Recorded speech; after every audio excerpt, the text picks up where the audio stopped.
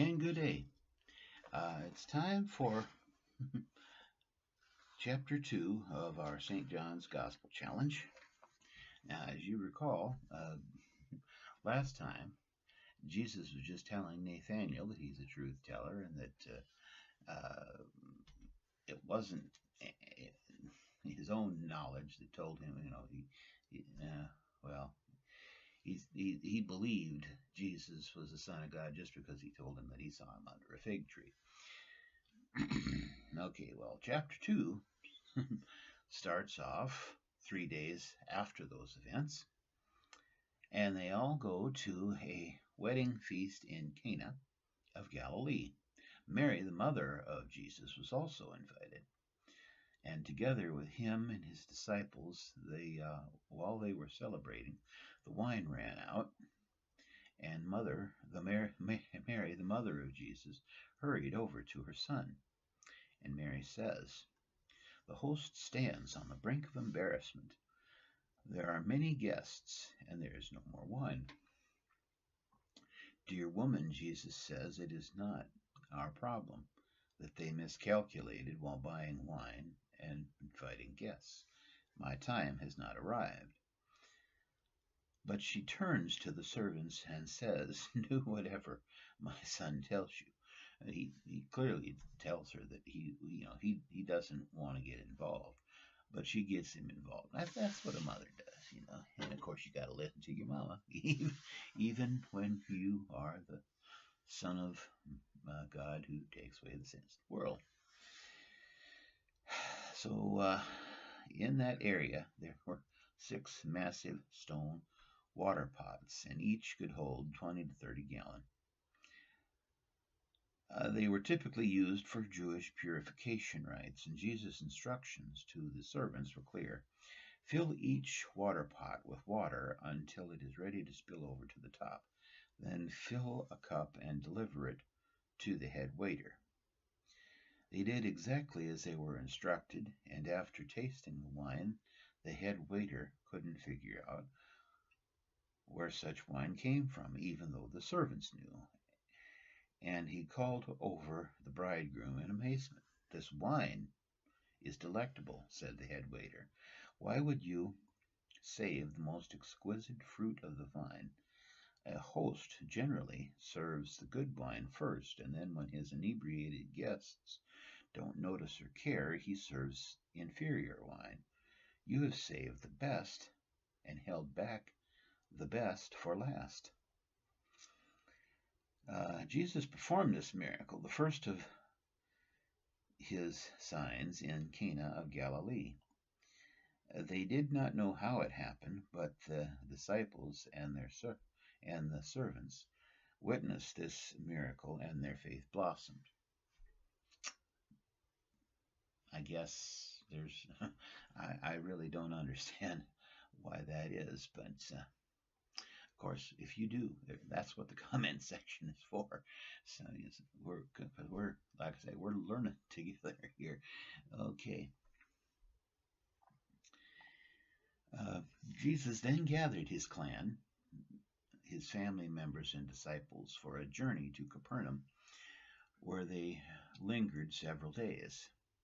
The time was drawing near to celebrate the festival of Passover,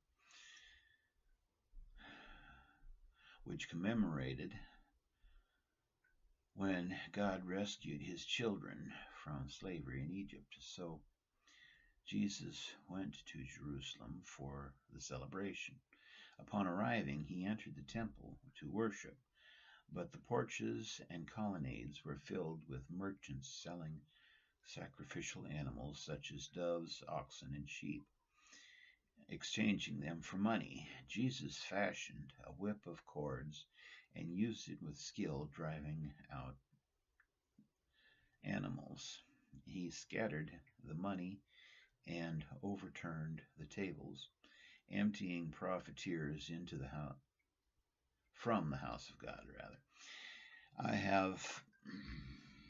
There were dove merchants still standing around, and Jesus said to them, "What are you doing here? What are you still doing here?" Get out, get all your stuff and haul it out of here. Stop making my Father's house a place for your own profit. The disciples were astounded, but they remembered that the Hebrew scriptures said, "Jealous devotion for my Father's house consumes me," which that's Psalm 69, verse 6. Some of the Jews cried out in unison, "Who gave you the right to shut us down? If it is God, then show us a sign." "You want a sign?" Jesus said. "Here it is. Destroy this temple, and I will rebuild it in 3 days. 3 days, they said in amazement. This temple took more than 46 years to complete, and you think you can replicate that feat in 3 days? The true temple, the one that Jesus was referring to, was his body, and his disciples remembered this fact, this bold prediction after he was resurrected. Because of this knowledge, their faith in the Hebrew scriptures and in Jesus' teachings grew.